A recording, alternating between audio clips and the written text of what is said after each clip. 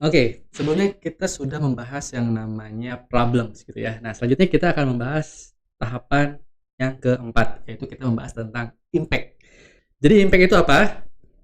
Jadi impact itu adalah dampak negatif yang dirasakan secara pribadi atau secara personal gitu ya bagi si peserta ketika masalah tersebut tuh muncul, dan benefit apa sih yang muncul gitu ya apabila kita mampu untuk menyelesaikan masalah-masalah tersebut melalui pelatihan gitu ya. Yang pertama, dampak negatif secara emosional, fisik maupun profesional yang mungkin bisa dirasakan oleh si peserta ketika masalah itu terjadi. Yang kedua adalah dampak secara positif atau secara benefit gitu ya.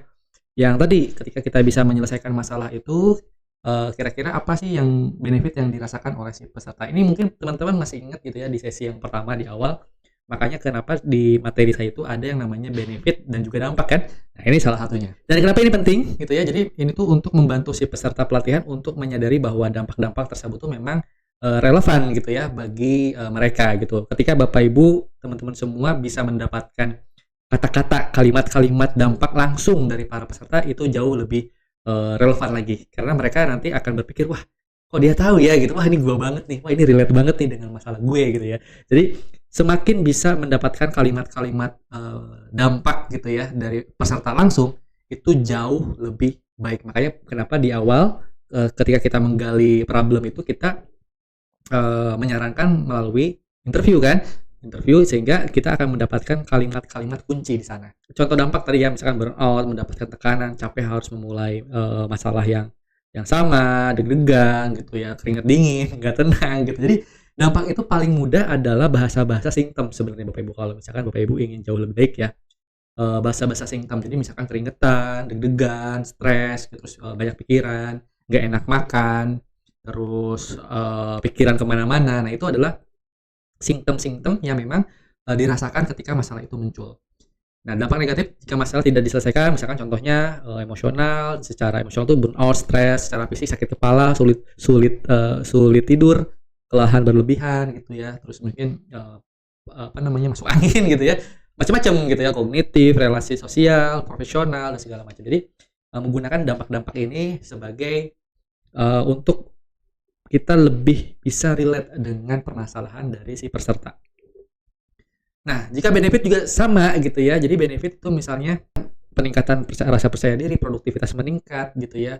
Terus dari sisi emosional juga lebih stabil gitu ya, bisa diakui oleh atasan, merasa merasa bangga ketika kita mampu menyelesaikan pekerjaan tersebut gitu. Jadi dan juga yang paling penting adalah kita juga mengharapkan yang namanya keseimbangan hidup gitu ya antara pekerjaan dan juga pribadi gitu. Nah, itu adalah contoh dari benefit. Metodenya banyak gitu ya, tadi kita bisa digali melalui pendekatan secara interview, survei, FGD gitu ya. Jadi atau simptom apa yang teman-teman gejala, yang dirasakan, apakah sakit kepala, apakah, merasa canggung dan segala macam gitu. Jadi, bisa ditempel di sana. Tapi yang paling penting adalah gini Bapak Ibu, kalau misalkan Bapak Ibu memilih melakukan yang namanya interview gitu ya, itu sebenarnya plus minus. Satu sisi kalau ngomongin interview itu, yang pertama adalah datanya akan lebih tajam gitu ya, karena kita menggali secara langsung gitu ya. Kalau misalnya ada informasi data-data yang kurang jelas, kita bisa gali lebih dalam lagi gitu ya. Tapi waktu butuh lama gitu ya, butuh waktu yang cukup banyak gitu ya. Kalau misalkan Bapak Ibu ingin menggunakan yang namanya survei, survei itu mungkin dari sisi kuantitas bisa cepat gitu ya, 30 menit mungkin bisa sampai 50 orang gitu ya, bisa kita gali gitu ya. Tapi kedalaman informasi itu terbatas, karena kan lewat tulisan kan. Mungkin ada orang yang menulisnya cuma singkat-singkat sehingga kita perlu perlu menggali lebih dalam lagi. Jadi kalau saran saya yang pertama tetap interview, yang kedua baru survei gitu ya. Tapi solusi yang kedua kalau misalkan ingin lebih cepat dapat beberapa data, yaitu adalah lewat FGD.